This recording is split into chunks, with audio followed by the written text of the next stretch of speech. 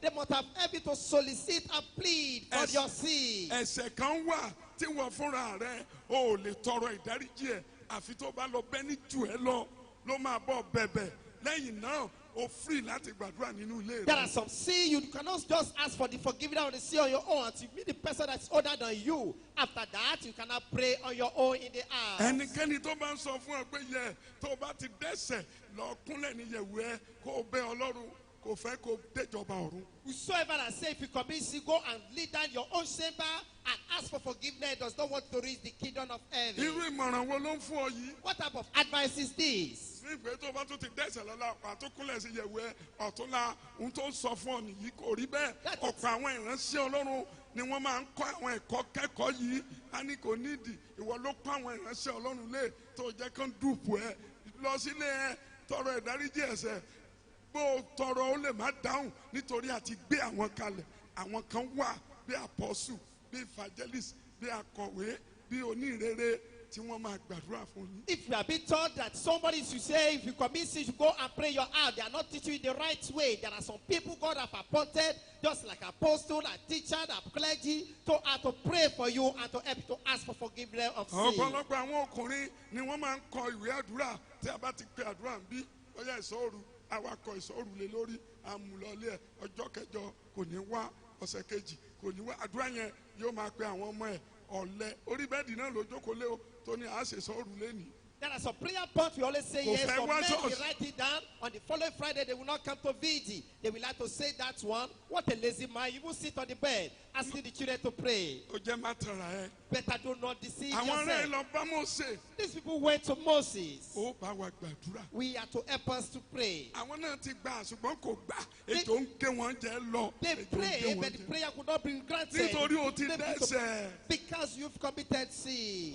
Ọ̀nà kọ́nà ní èṣù lè gbà fìyà jẹ èèyàn. In many ways, devil can use to punish somebody. Ó dàbí ọkùnrin yẹn ọmọ ẹ̀ ó bímọ mẹ́ta. It's just like that man, a child delivered 3 children. Ọkùnrin ọmọ ẹ̀ yẹn ó fìyàwó yẹn sílẹ̀ tó bímọ mẹ́ta.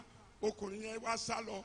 Bàbá ọmọkùnrin yẹn wá dádì ẹ lé ọmọ mẹ́ta yẹn àti ìyàwó yẹn ṣe bí ọmọ òun tó fẹ́ ti lọ nítorí náà ẹ bá mi lé jáde mo ní òfin sẹ́nu sọ̀rọ̀ fún mi kí n lé sórúkọ mi lọmọ yìí ń jẹ́ tó bá dọ̀la tó di mínísítà kí ló wí àkọ́bí rẹ̀ bí ọmọ mẹ́ta ó wá ní kí n bọ́ lé mo tún ṣàánú ẹ̀ tó yẹ kó o dúpẹ́ pé bàbá bá wálé ẹ̀rí èèyàn burúkú. You can see a wicked man And after his son òbí. have married with 3 children, now come to meet our ẹ máa father to gbógun send tí the one to send the ìyàwó children ọmọ away. yín díẹ̀ wọ́n máa gbàdúrà ṣèyanu ẹ̀ṣẹ̀ wà bẹ́ẹ̀ That is a sin. When you commit a sin, you ask for you come and pray. nítorí ohun tó fẹ́ jẹ lọ́wọ́ mẹ́. Not because you want to benefit from your child. Bàní kó wá máa ọbẹ̀ wẹ́wà ńlẹ́ o máa wá gbọ́ ọbẹ̀ má jẹ́ ó pa ọ́ ṣé bí wọ́n ṣe pa àwọn náà nílé ọkọ ni. You now say your soup is at home, come and take your oil. Is that not to kill you? Is that how they kill you in your matrimonial home? Ẹ wo bàbá ìbò ṣe sọ̀rọ̀ See the way this man has tí ò spoken. bá ṣe ẹni Ọlọ́run rán kó lé ọmọ mẹ́ta ọkùnrin kan obìnrin méjì kó dẹ̀ lé wọn náà káwọn yẹn máa rìn kiri tọ́mọ yẹn bá kú níbi tán ti ń kiri ta ló máa jẹ̀bi jù. If not because her father accommodated that woman, the 3 children, 2 daughters, and 1 son. What if her father sent them and begin to rumble about and die? Àwọn Who ọmọ be yẹn at blame? ìmí ti wọ 12 years lẹ́nu ìmí ti wọ 7 ìmí ti tí a bá rí ṣé inú wa ò ní dùn. These children today, they are about 12 and 7. If you see them today, won't we be happy? Bàbá yìí á dẹ̀ máa gbàdúrà ní ṣọ́ọ̀ṣì káàkiri báyẹn o. And that might be praying all over the churches now. Nítorí ìgbà tí mo ti sọ̀rọ̀ yẹn ó ti bínú lọ bó o bá rí níta kí ló dé tó wá ságọ mọ́ ẹ̀rí ohun tó máa sọ ìsọkúsọ ló máa sọ. Because of that, he never come to church again. If you see that as a man outside, what do I go to say? Ènìyàn Human being, odidi èèyàn mẹ́ta a whole 3 o children. tún fún lóúnjẹ You don't even feed them. ọmọ yóò tẹ béèrè oúnjẹ And the mother never asked for kò food. dẹ́ṣẹ̀ sí ọ And never sinned against thee. oníkan lè kó He nínú said, ọgbà ṣọ́ọ̀ṣì we should ó send má them gbé away bẹ́ẹ̀ from mọ́. the church, not to live in a vicarage anymore. Tó bá jẹ́ wọ́n náà àdáhùn báyìí. Perhaps it is you say yes. Ó jẹ́ mọ̀ pé àwa ti dẹ́ṣẹ̀ àwọn ọmọ Ísírẹ́lì sọ̀rọ̀ jáde. This spirit A life ti comes ṣẹ̀. out that we have seen. Àdúrà ò lè gbà The prayer could not answer àfi tí anymore wọ́n bá wa gbà á. except you pray for us. Bá wa gbà á. Help us pray. Obìnrin mi ọmọ ẹ obìnrin bá lóyún lálọ́ ọ̀sẹ̀ aniláyé ò ní bí ó sẹ́ni ládẹ́gbéra.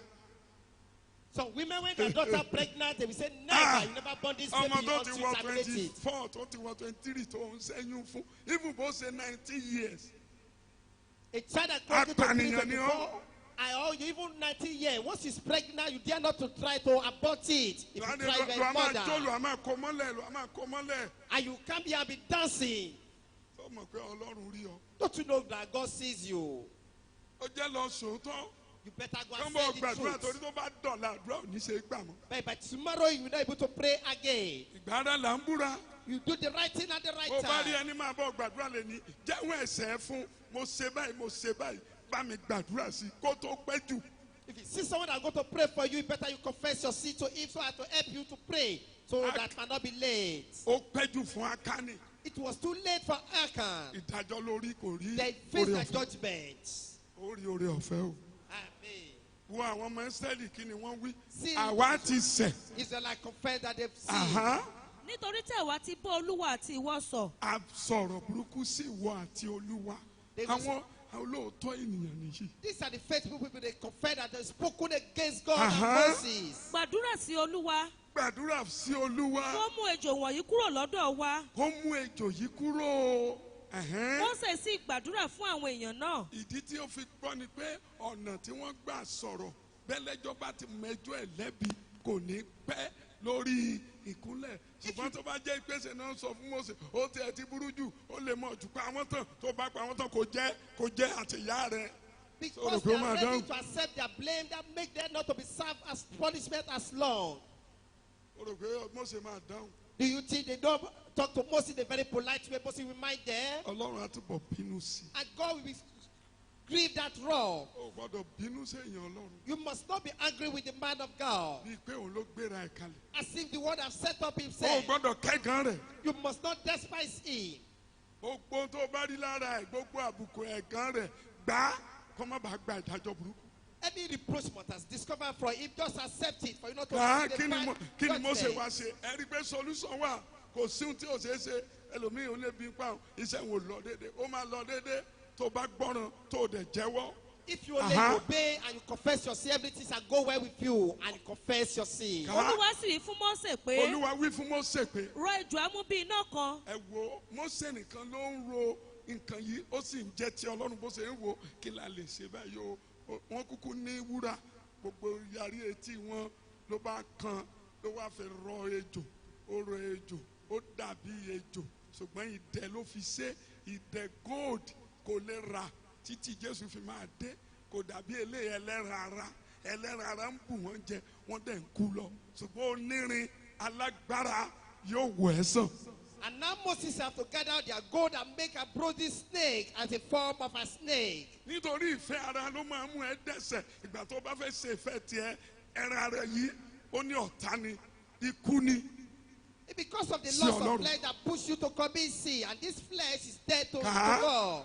Kí o sì fi sórí ọ̀pá gígùn kan. lọ wá ọ̀pá tó gùn lọ fi sí orí ẹ̀ Yóò sì ṣe tó bá ti ṣe olúkúlùkù ẹni tí ejò bá bù ṣán ẹni ejò bá ti bù jẹ nígbà tí ó bá wò ó tó bá ti wò ó yóò yè. ó máa yè ọ̀nà àbáyọ. What a solution. kò sí iye yìí ni pé ìyà tó ń jẹ ọ́ ọ̀nà àbáyọ wà tó bá tẹríba. That to tell you that any suffering you may be undergo today, there is a solution if you are so submissive. ọ̀pọ̀lọpọ̀ ò fẹ́ tẹríba Many are not ready to be submissive wọ́n before dẹ̀ God, wọ́n máa ń wá ṣọ́ọ̀ṣì. and they are coming to church. ẹlòmíì máa ń wo éèjì tóun ti dé church and 25 years kó n sẹ̀ tún lọ máa kúnlẹ̀ Ọlọ́run ìwọ ṣeun tó bá wù ẹ́. And consider the age they've spent in the church. They say, God, you can do whatever you like. They are not ready to be submissive before God. wọ́n lọ sọ fún Élì wọ́n ní àwọn ọmọ rẹ̀ ó ń da ṣọ́ọ̀ṣì rú àwọn àkàrà ìfihàn eléyìí tó tóbi ó tẹ̀ ti kọjá àkàrà ìfihàn odidi bọ́tù làwọn fi ń mu oúnjẹ alẹ́ Olúwa ń tiwọn ìmí àgbódidi báńkùsì lọ lórí tébù ta ló tún pé ẹ lọ mú mi ní tiyín wọ́n wá lọ fẹjọ́ sùn wọ́n ní Élì ń táwọn ọmọ ẹ̀ ń ṣe ò dáa oníwo ẹ fi wọn Ọlọ́run lè jàre Ọlọ́run ló ní wọn kò gbégbèsè Ọlọ́run wá sọ fún pé èmi náà ò ní bu ọlá fún ọmọ ìjọba yìí mo gbà lọ́wọ́ rẹ o tún joyè àlùfáà mọ́. Now the kingdom was reported to Eli concerning the Eli children, but Eli never turned a good side to the word they have said. Now God say, I rejected your kingdom and your kingdom shall be rented. ìdánwò ní ayé tó wà yìí bó ṣe dúró yìí tó lálàáfíà ìdánwò ni ó máa rí oríṣiríṣi tó bá yẹ kó dìde má sọ pé o ti kọjá o ti dàgbà kọjá ẹni máa jẹ́wọ́ ẹ̀ṣẹ̀ ọmọ rẹ máa wà ń bẹ̀.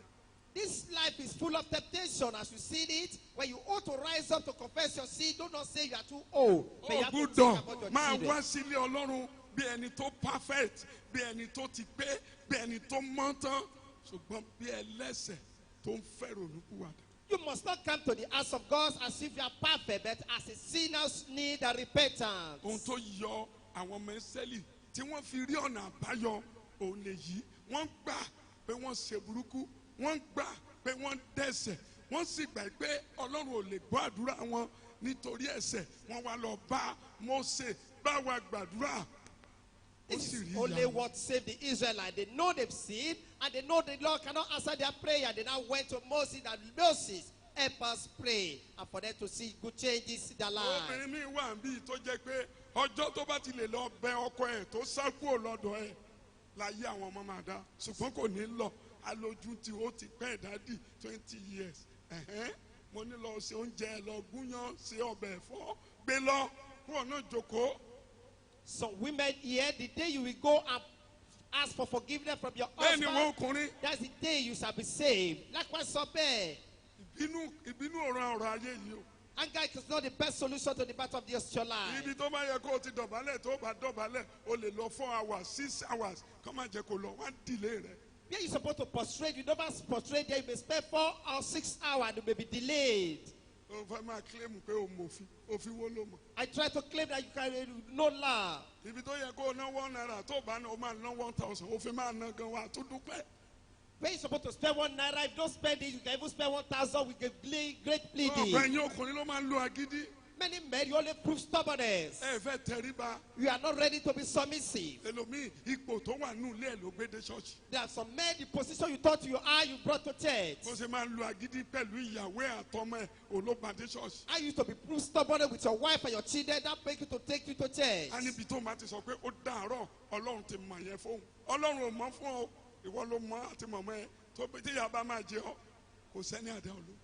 Some people say, whenever I say good night, I'll never go back there again. God never know that for you. It is only you and the member of your family. mo fẹ́ kó mọ̀ pé ọ̀nà àbáyọ wà ní ọ̀dọ̀ Jésù.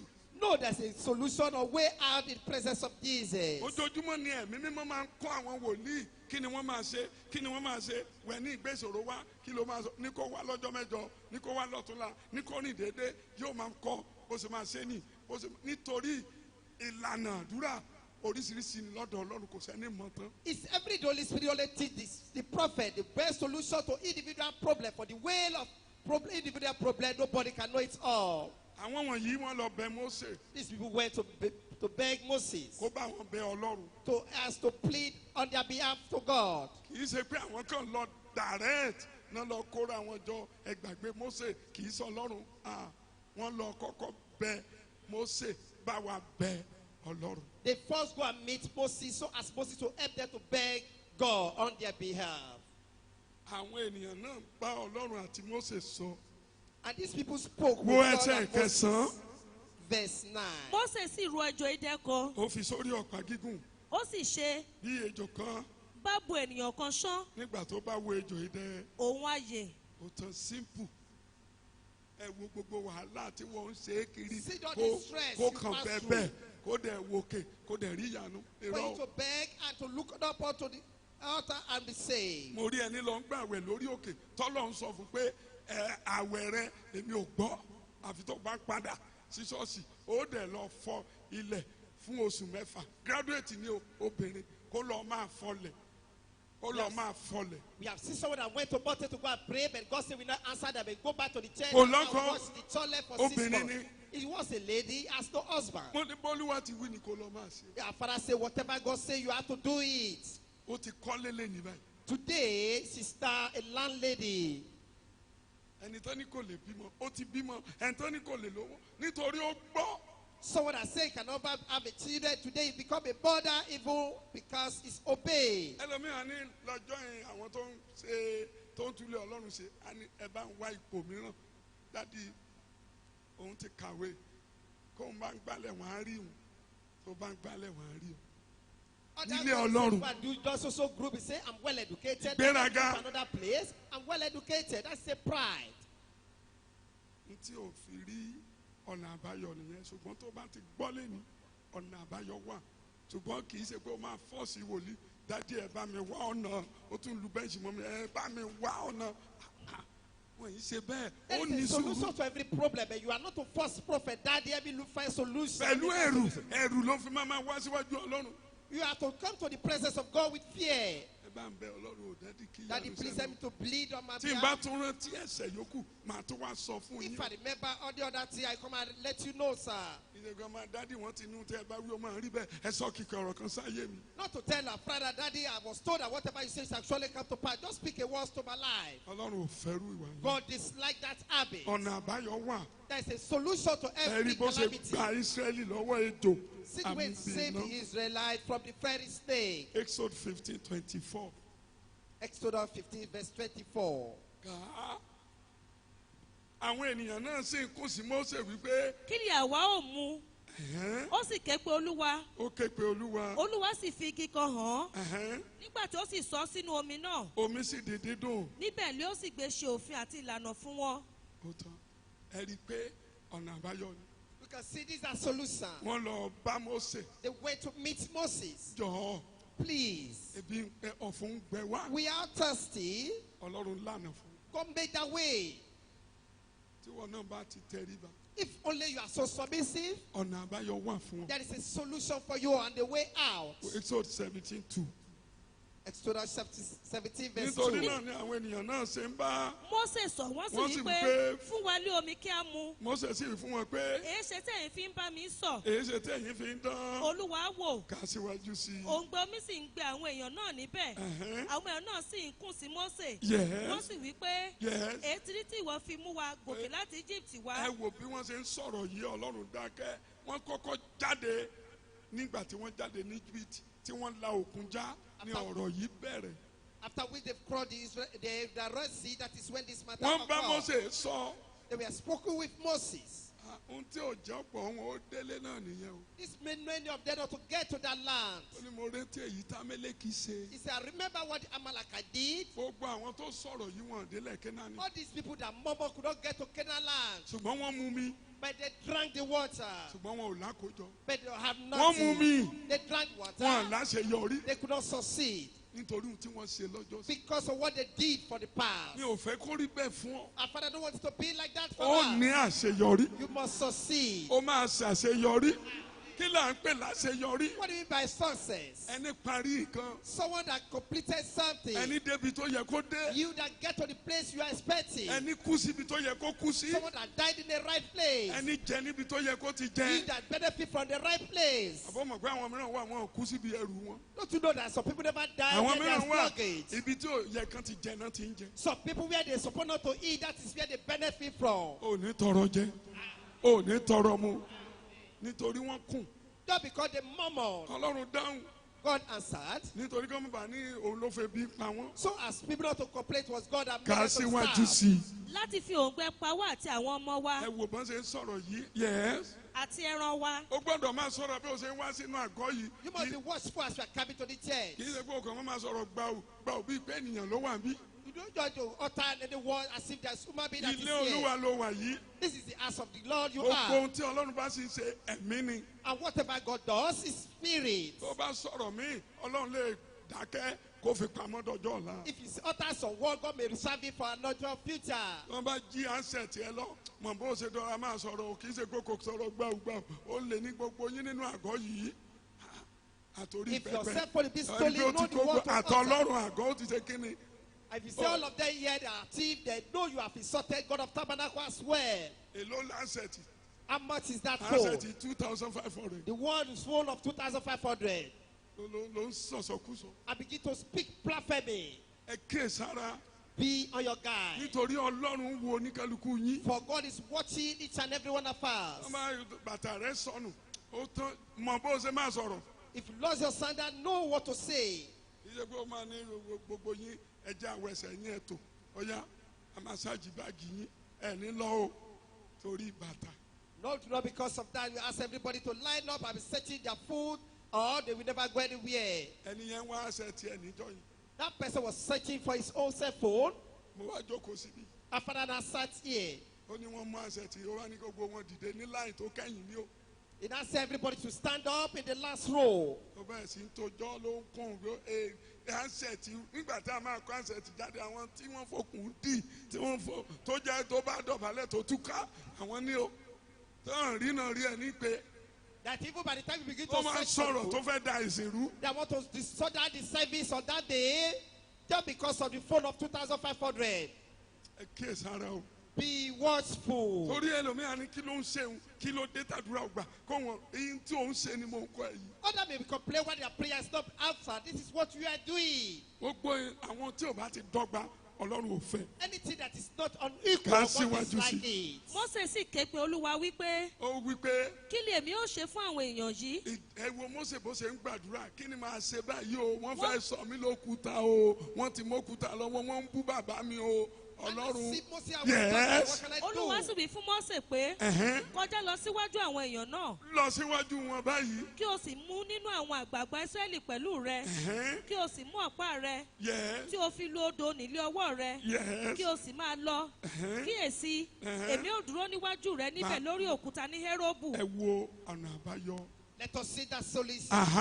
ìwọ ó sì lu òkúta náà kí ló máa omi ṣẹlẹ̀. yóò sì jáde nínú rẹ̀. báyìí lọ́lọ́run ṣe pèsè ẹ ní sùúrù Let us be patient. ọ̀nà àbáyọ wà. There's a solution. ó kọ́kọ́ jẹ́wọ́ You first confess àṣìṣe rẹ. of your past mistakes. bó bá ṣe rántí wa lọ máa sọ The fún more you wòlíì. remember, you begin to tell that prophet. ìdí pàtàkì tí mo fi ń jókòó ní. That is the purpose why our father always be on the seat. máa kọ́ ẹ ládùúrà tó máa gbà. Our father teach you the type of Bọ́lá prayer you bá have ń to lo offer. tó o bá ń lo agídí. But if you try to prove stubborn, mi ò máa dúrà tí mo lè kọ́ ẹ. there is no prayer our father can ever tell you. torí ọlọ́run ìgbé bíi rúdurùdu. For God can never dwell where there is confusion.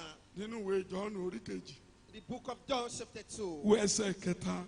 verse 3. ọ̀nà àbáyọ wà.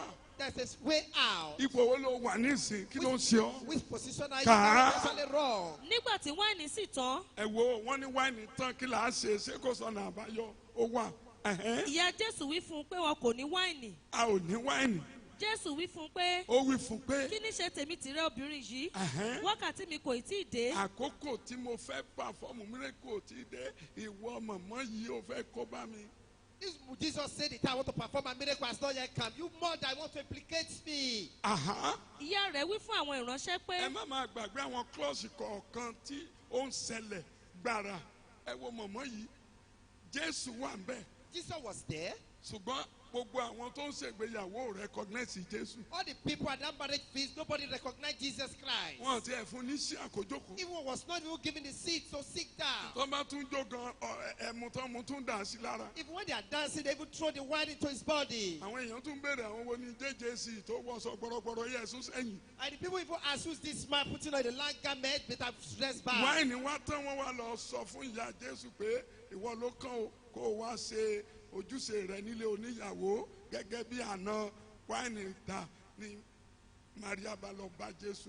Now, wine has been extorted, and that called Jesus' mother to come and perform their responsibility. Now, Mary now went to Jesus. ó wá lọ bá Maria pé wọ́n ní kò sí wáìnì ó ń sọ sókè ni Maria lọ bá Jésù wọ́n ní kò sí wáìnì o tó wọn náà ń gbọ́ bọ́n ṣe ń kún báyìí Mary went to gbogbo wọn wá Jesus. dojú bo Jésù àti Maria pé àwọn òtún sọmọ ẹ nìyẹn àwọn kan ní ọmọ ẹ̀kọ́ àbúrò ọmọ ẹ ní ó rí pé wọ́n jọra Jésù ní àkókò mi ò dẹ̀ tí tó àkókò mi ò tí tó. Mary went to beat Jesus that they said that they no more wine. Then people begin to ask, is his son? Or no, it's not. It's the son. People will be argue. Jesus now said, my time is not yet come. ṣé ẹ̀ṣẹ̀ ni Is that a sin? àṣìṣe ni What a mistake. mistake ni What a great ẹ̀yin blunder. òbí gbọ́dọ̀ máa ṣọ́ra.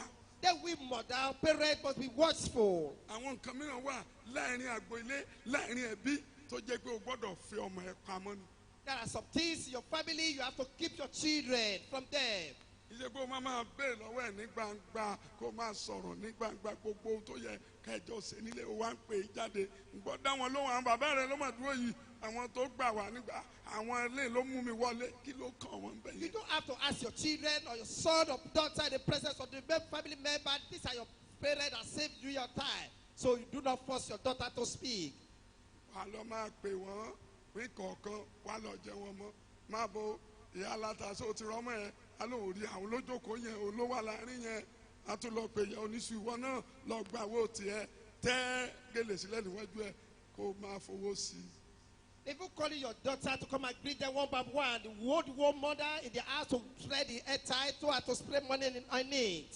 àkókò ni It is time. ṣùgbọ́n Màríà ló jẹ́ kí Jésù ṣe. But it was Mary that made Jesus to perform this miracle. àwọn ìyanu mìíràn wà There are some miracles. ẹ̀dẹ́ ni It's like a disease. láti ọ̀dọ̀ Ọlọ́run wá Before ìdánwò God. ló máa jẹ́. It's going to be like a temptation. kí ni Jésù máa wá ṣe What will Jesus now do? lẹ́sẹ̀kẹsẹ̀ Immediately, ẹ̀mí mímọ́ ti kọ́ Jésù Holy Spirit has taught Jesus Christ. nìkan lọ gbé korobá tó fi pọn mi. Ask them to go and carry the bucket of water. ọ̀tọ̀ ní èrò wọn o. All their thought was quite wọ́n rò pé different. bóyá ó máa pe Júdásì èló ló wà lọ́wọ́ ẹ̀ wá lọ ra wáìnì wá. They thought they were going to call Judah to bring the money from the Ṣùgbọ́n- city to buy wine. nítorí bí wọ́n ṣe pe láì tí tó àkókò Just because it was called when it's not the right time. lẹ́yìn bá ń retí ìyanu tákòókò báyìí tó ó ṣe ọ̀pọ̀ wàhálà o wàá ṣe ọ̀pọ̀ wàá gbà àwẹ̀ bẹ́ẹ̀ ni máa kú. If you are Torí expecting òdúró miracle when dàkókò. your time has not come, you go to fast, you will even pray, your mouth will pay.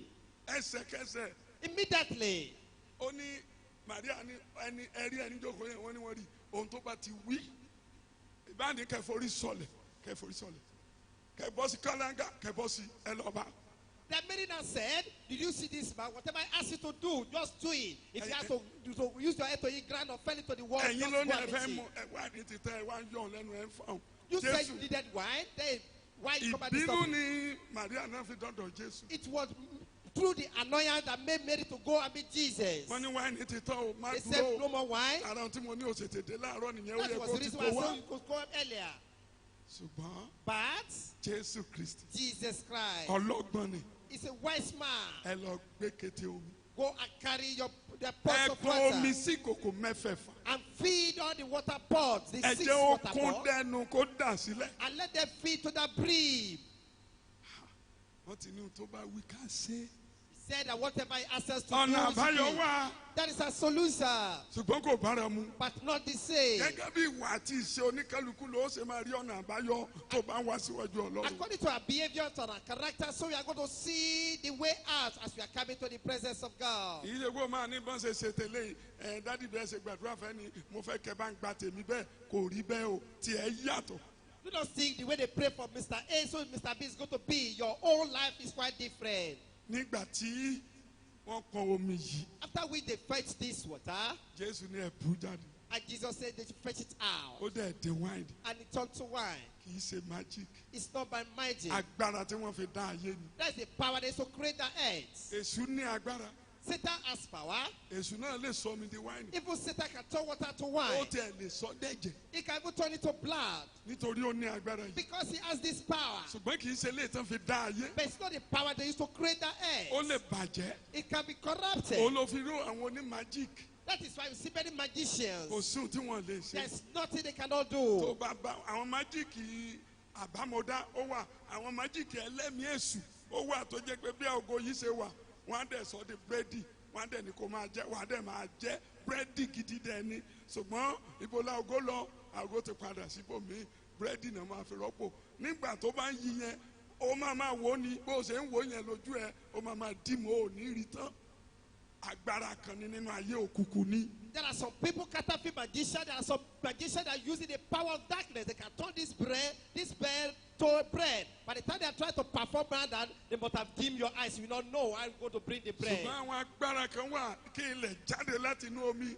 kí koríko jáde láti inú ilẹ̀ àwọn agbára látọ̀run ni. When they say there are some power, when they say let the earth come out from the water and let the wind come out from the ground, this is the power from the above. nítorí náà bó bá ń béèrè nǹkan lọ́wọ́ Ọlọ́run tí ò tí ì rí má kùn tàbí òun rí má sọ̀rọ̀ òdì má rìn déédéé tó o bá tún rí béèrè ronú ẹ̀ṣẹ̀ wo ló dá.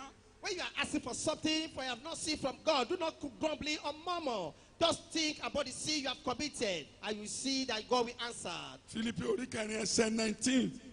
Philippians chapter 4 verse 19. ṣùgbọ́n Ọlọ́run mi yóò pèsè ní kíkún fún gbogbo àìní yín gẹ́gẹ́ bí ọ̀rọ̀ rẹ̀ nínú ògo nínú Jésù. Kristi Jésù.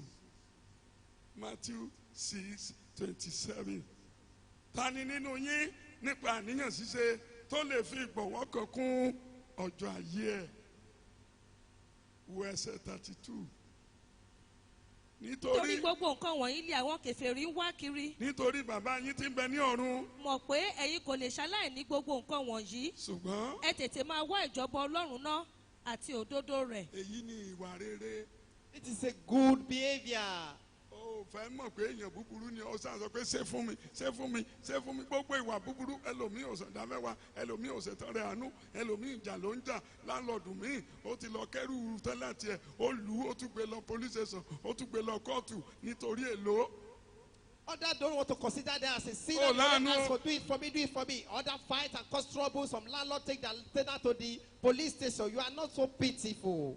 Bẹ́ẹ̀ náà làwọn mọ̀mọ́ mi wọ́n lọ ilé ọkọ ọmọ wọn, wọ́n lọ máa jà, wọ́n máa lu ọkọ wọn, máa gé ọjẹ́ ẹ̀yọ ojú mi èrè ojú mi ẹ̀pà, máa gé ọjẹ́ lá máa gé ọkọ ọmọ ẹ̀ jẹ. Some mother even go to their son-in-law to say to go and fight their son-in-law, ready to fight them. Ẹ̀yin mọ̀mọ́ yẹn ló máa ń ṣe. You mother, you like to do this. Ẹ̀ṣẹ̀ ni o. This Bó is tọrọ ìdáríjì o lè má rí ìyá ni. if you don't ask for forgiveness, you may not see Kì í ṣe miracle. o gbọ́dọ̀ gbéraga, wàá tún wá síwájú wòlíì, wàá pa rúburúbú, wàá kúnlẹ̀ àmì rẹ̀ lẹ́yìn. Wàá You rí pé don't have to be kí á proud. ló rí ìyanu. You don't have to be proud. You come to before prophet and be solicitive and be humble yourself. You see that you can see miracle speedily. Àwọn mìíràn ọmọ kan ni wọ́n bí ọkùnrin, so nípa bẹ́ẹ̀ yóò máa dìde á ní o lè fẹ́yàwó lákòókò yìí o, tó bá fẹ́yàwó ìyà ló fi jẹ mí, so mọ̀ pé ohun tójú mi rí kí n tó bí ọ o yàgbẹ́ ọdún kan ló yàgbẹ́ tí mo fi dá ìgbẹ́ tí mo ń ru ọmọ ọdún mẹ́ta mò ń pọ́n màá lọ gbàrú gbogbo ọ̀rọ̀ burúkú yìí. Some mother only have a son, and because of that, they never allow their son to get married. You say, you know, I nurtured you for good 3 years. I mocked you for good 3 years. I know what I passed through because of you. All these bad languages, you should stop it. Ẹ wo bí o ṣe tó dẹ̀ wá ń gbàdúrà tó ń jó. Mo máa ń béèrè ẹlòmíì tó bá wọn sọ ọmọ ẹ̀dá. Our fathers do ask Oh, the my time, God. where is your son? Gbogbo yín ni mo máa béèrè ọmọ yín dà. Our father always asks, you mother, where are your Òun ni mo fi children? máa mọ orí èèyàn wo ló jẹ́. That make a prophet to know the Wá kind of dìde person you dúró. are. Rise on your feet. O lè sá lọ. There's no way out for you. Ó gbàdúrà. You will pray. Lànà àbáyọ fún mi lọ́sẹ̀ yìí. Make the way out for me this week. Ó máa fi tara gbàdúrà yìí o. You pray with enthusiasm. Lànà àbáyọ fún mi lọ́sẹ̀ yìí. Make the way out for me this week. Jẹ́ kó ṣeé ṣe fún mi. Let it be so easy for me. Jẹ́ kémi náà lu àlùyọ. Let me be able to have breakthrough. Jẹ́ kémi náà ní àbájáde. Let me have breakthrough. Jẹ́ kémi náà ní àṣeyọrí. Let me succeed this week. Bí gbogbo ènìyàn ṣe ń ní. As other people succeed. Kọ́mọdé gbàdúrà, kágbà gbàdúrà. Let the young and old pray. Kó o ní àṣeyọrí. So as to succeed in Ọ̀nà life. àbáyọ tó fi máa ṣàṣeyọrí. The way out for you to have a breakthrough. Olúwa máa kọ́ mi láti èní lọ. Lord, come and teach Ó me yá how to àdúrà. pray. Mi ò gbóhùn rẹ o. Kò bó ṣe ń fà á. Bí ọbẹ̀ ẹ̀ lá. Ó yẹ sọ̀rọ̀ òkè.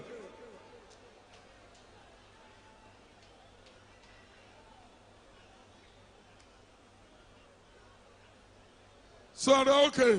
Speak out. Ọ̀nà àbáyọ nípa ogun ayé rẹ. The way out from the problem of your life. Olúwa fi hàn mí o. Lord, show me the way.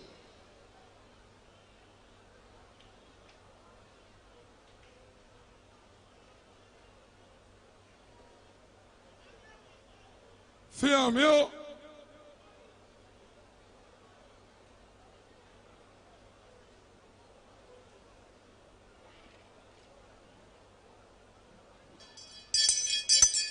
Jésù Olúwa wa. Ó gbà dáadáa, ó ń sùn.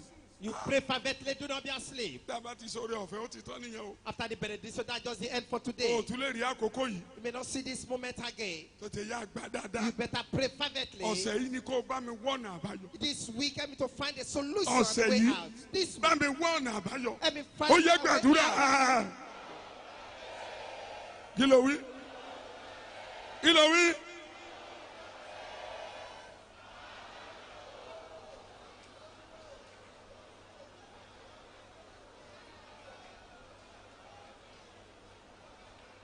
Bẹ́ẹ̀ni wá solution sí ọ̀rọ̀ ayé mi. Bẹ́ẹ̀ni wá solution sí ọ̀rọ̀ ayé mi. Má jẹ́ kó pẹ́ jù. Má jẹ́ kó. lágbára sì wà síbẹ̀ ọ̀rọ̀ rẹ̀ dúró láéláé bẹ́ẹ̀ ló rán ọ níṣẹ́ torí pé bíbélì wípé òun ni ọlọ́run kò sípò padà tó bá rí bẹ́ẹ̀ ọ̀pọ̀lọpọ̀